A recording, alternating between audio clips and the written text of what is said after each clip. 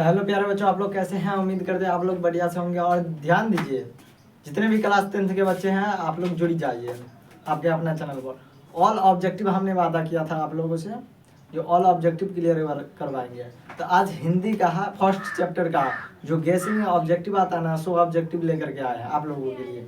आप लोग ध्यान दीजिए। और गेसिंग ऑब्जेक्टिव आता कहाँ से था? हम भी आप लोग के लिए जितना भी क्वेश्चन पेपर बना है अभी तक में, सब में से चुने हैं चैप्टर वाइज जो ऑब्जेक्टिव आता कहाँ से, समझे। जैसे इसमें से इंपॉर्टेंट ऑब्जेक्टिव सब है। आप जैसे मान के चलिए, फर्स्ट चैप्टर का नाम क्या है आप लोगों का? देखिए, श्रम विभाजन और जाति तथा प्रथा, है कि नहीं? है ना? ध्यान दीजिए। और क्वेश्चन ऑब्जेक्टिव जो है और कितना बार पूछा गया वो भी बतलाते हैं। जैसे देखिए, पहला ऑब्जेक्टिव जो हम लिखे हैं, क्या लिखे हैं? बाबा साहब भीमराव अम्बेडकर एक भी थे, क्या थे? बाबा साहब जो थे भीमराव अम्बेडकर क्या थे? क्वेश्चन बार बार पूछा जा रहा है और रिपीट हो रहा है। ये सब जो क्वेश्चन है रिपीट किया जाता है, समझे ना। तो देखिए क्या थे बाबा साहब जो भीमराव अम्बेडकर थे, वो वकील थे। देखो ऑप्शन में दिया हुआ है गायक, ए नंबर में। बी नंबर में क्या है? अभिनेता। सी नंबर में क्या है? संगीतकार। डी नंबर में क्या है? वकील। तो ऑप्शन नंबर आपका क्या हो जाएगा? डी नंबर करेक्ट हो जाएगा, याद रखिएगा, समझे। डी नंबर आपका करेक्ट हो गया। क्या है? वकील थे। अब देखिए दूसरा नंबर क्वेश्चन देखिए, दिया हुआ है कि दृष्टि से भी जाति तथा प्रथा गंभीर दोषों से युक्त है। यानी जाति प्रथा के गंभीर युक्त से क्या है?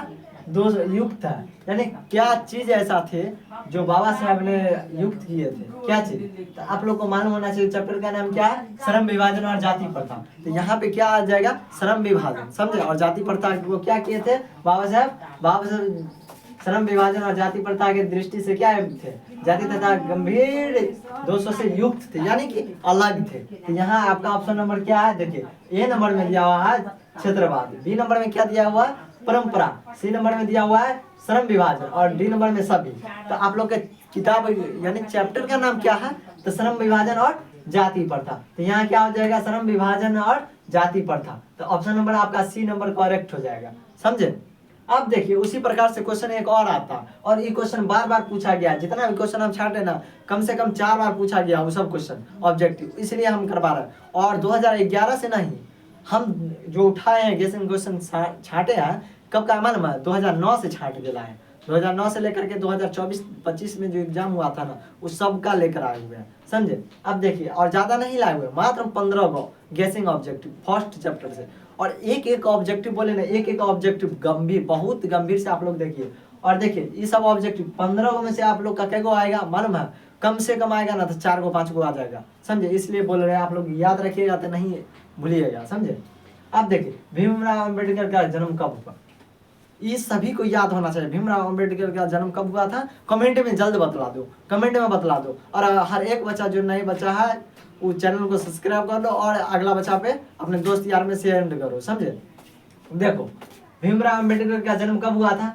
तो ऑप्शन नंबर ए में दिया हुआ है 15 अप्रैल 1879 ईस्वी। बी नंबर में क्या दिया हुआ है? तो 14 अप्रैल 1891 ईस्वी। और सी नंबर में दिया हुआ है 18 फरवरी 1918 ईस्वी दिया हुआ है। और डी नंबर में ध्यान दीजिए 14 फरवरी 1919 ईस्वी। तो आप लोग को मालूम होना चाहिए भीमराव अम्बेडकर साहब का जन्म कब हुआ था? 14 फरवरी 1891 ईस्वी। याद होना चाहिए, सभी बच्चा को याद होना चाहिए, समझे। तो ऑप्शन नंबर क्या हो जाएगा? बी करेक्ट हो जाएगा, समझे। अब देखिए चौथा नंबर क्या पूछा जा रहा है, ध्यान दीजिए। जाति प्रथा किस प्रकार का श्रम विभाजन में आता? जाति प्रथा जो था किस प्रकार के श्रम विभाजन में आता था? तो आप लोग पढ़े होंगे फर्स्ट चैप्टर, क्या था? ऑप्शन देख लीजिए। यानी असंभाविक, बी नंबर में है प्राकृतिक, सी नंबर में स्वाभाविक और डी नंबर में सभी। तो इसका क्या था? असंभावित था, समझे। असंभाविक था। जो आते थे जाति प्रथा किस में आते थे? तो असंभाविक में आते थे। याद रखिए, पूरा ऑब्जेक्टिव जो हम छांट के लाए हुए हैं, समझे। देखिए 5 नंबर में क्या बोला जा रहा है, ध्यान दीजिए था। श्रम विभाजन और जाति प्रथा, श्रम विभाजन और जाति प्रथा शीर्षक पाठ की कौन सी विधा? शीर्षक पाठ यानी जो पाठ अभी पढ़ रहे हैं, क्या पढ़ रहे हैं? जाति यानी श्रम विभाजन और जाति प्रथा। क्या पढ़ रहे हैं? श्रम विभाजन और जाति प्रथा, फर्स्ट चैप्टर आप लोग का। ध्यान दीजिए तो क्या पूछा जा रहा है? श्रम विभाजन और जाति प्रथा शीर्षक पाठ की कौन सी विधा? तो याद होना चाहिए आप लोगों को। क्या ऑप्शन देख लीजिए, साक्षात क्या है? साक्षात्कार। और बी नंबर में निबंध, सी नंबर में क्या है? भाषण, और डी नंबर में कहानी। तो आप लोग का ये चैप्टर क्या है? तो निबंध है, याद होना चाहिए। निबंध है, कहानी नहीं है। श्रम विभाजन और जाति प्रथा क्या है, एक निबंध है। याद रखिएगा ऑप्शन नंबर बी आप लोग का क्या हो जाएगा, करेक्ट हो जाएगा। आप ध्यान दीजिए, विडंबना का अर्थ क्या होता है, बार बार ये पूछा जाता है, बार बार पूछा जाता है, याद रखिएगा, समझे। और जितना बतला रहे हम ज्यादा नहीं बतलाएंगे, हर एक चैप्टर से 15 से 20 ऑब्जेक्टिव ही लाएंगे, समझे। और ऑल चैप्टर से लाएंगे, और देखिए ऑल सिलेबस से भी लाएंगे, याद रखिएगा सभी सिलेबस को हम कवर कराएंगे। ध्यान दीजिए, विडंबना का अर्थ क्या होता है, तो आप लोग को याद होना चाहिए क्या होता है, उपहास होता है, यानी उपहास होता है इसका विडंबना। तो ऑप्शन नंबर बी करेक्ट हो जाएगा। देखिए ऑप्शन ए में दिया था क्या, अपेक्षा, बी में क्या, उपहास, सी में क्या दिया हुआ, अवलंबन, डी में क्या है, अडबम्बन दिया हुआ ना। तो ऑप्शन नंबर क्या हो जाएगा आप लोग का, तो ऑप्शन नंबर आपका बी करेक्ट हो जाएगा। याद रखिएगा, समझे, हम ज्यादा नहीं बोलेंगे लेकिन याद रखिएगा आप लोग। उसके बाद देखिए 7 नंबर जो है क्या बोला जा रहा है, सच्चे लोकतंत्र का पर्याय क्या है। सच्चा जो लोकतंत्र होता है उसका पर्याय क्या होता है, आप लोग को याद होना चाहिए क्या होता है। तो ऑप्शन देखिए, पहला जाति प्रथा होता है, नहीं होता। बी नंबर देखिए सुशासन, सुशासन यानी शासन जो होता है वो होता है, नहीं होता, याद रखिएगा। सी नंबर देखिए भाईचारा, और डी नंबर देखिए कानून व्यवस्था। तो क्या होता है सच्चे लोकतंत्र का पर्याय, तो भाईचारा होता है, यानी लोकतंत्र है तो उसमें क्या होना चाहिए, भाईचारा भी होना चाहिए, समझे। भाईचारा से भी काम चलता है। अब देखिए लाहौर का वार्षिक सम्मेलन कब हुआ था, लाहौर में जो वार्षिक सम्मेलन हुआ था वो कब हुआ था, याद होना चाहिए आप लोग को, कब हुआ था लाहौर का, तो लाहौर का हुआ था 1936 ईस्वी में, याद होना चाहिए। कहाँ दिया हुआ है ऑप्शन नंबर ए क्या है, 1935, बी 1936, 1835, 1936 में हुआ था। क्या हुआ था, 1936 ईस्वी में हुआ था। लाहौर का वार्षिक सम्मेलन कब हुआ था, तो 1936 में हुआ था। अब ध्यान दीजिए, डॉक्टर भीमराव अम्बेडकर की रचनात्मकता के प्रेरक व्यक्ति थे, यानी उसके जीवन में जो थे उसके रचनात्मक प्रेरक व्यक्ति वो किसको देख करके वो सीखते थे, ज्ञान लेते थे, अम्बेडकर साहब। तो उनका नाम पहले ध्यान दीजिए, क्या है, ए नंबर में महात्मा गांधी जी, नहीं वो नहीं थे। बी नंबर में Jyotiba Phule, B C number में क्या है, गोपाल कृष्ण खोगले, और डी नंबर में सभी, तो नहीं। इसका जो था ज्योतिबा फूले थी, कि कौन थे, ज्योतिबा फूले। याद रखिएगा, जितना ऑब्जेक्टिव लाए हैं सभी ऑब्जेक्टिव आप लोग के लिए क्या एग्जाम के अव्यू से है, समझे। आप देखिए भीमराव अम्बेडकर का मृत्यु कब हुआ था, फर्स्ट चैप्टर है, और बाबा साहब अम्बेडकर के बारे में पूरा चर्चा करना है, याद रखिएगा। इसके बारे में 4-5 पॉइंट है जो बहुत इंपॉर्टेंट है। तो क्या है, भीमराव अम्बेडकर का मृत्यु कब हुआ था, तो याद होना चाहिए आप लोगों को, दिसंबर 1956 ईस्वी में क्या हुआ था, इनका मृत्यु हो गया, देहांत हो गया था, हुआ था ना। अब ध्यान दीजिए, एक चीज और ध्यान दीजिए, भीमराव अम्बेडकर के प्रेरकों का क्या क्या नाम थे, उनके 3 प्रेरक थे, क्या थे, 3 प्रेरक। पहला नाम सुनिए, पहला में दिया हुआ है राम कबीर महात्मा गांधी, क्या थे, नहीं थे। बी नंबर में देखिए बुद्ध रहीम और कबीर, थे, नहीं थे। आप सी नंबर में देखिए बुद्ध कबीर और ज्योतिबा फूले, तो ऑप्शन नंबर सी आपका करेक्ट हो जाएगा। अगर याद किए होंगे तो ऑप्शन नंबर डी भी देख लीजिए, कबीर, बुद्ध और महावर्मा नहीं थे। तो ऑप्शन नंबर क्या है, सी आपका सही है। क्या होगा, भीमराव अम्बेडकर के प्रेरकों के क्या नाम थे, तो बुद्ध कबीर और ज्योतिबा फूले, याद रखिएगा। अब देखिए एक और क्वेश्चन है, बुद्ध एंड हिज, बुद्ध और हिज जो थे वो धम्मा के लेखक कौन थे, वो जो लिखा गया था उसका लेखक कौन था। तो ऑप्शन देख लीजिए आप, हजारी प्रसाद द्विवेदी थे, नहीं थे। बी नंबर देखिए बिरजू महाराज थे, नहीं थे।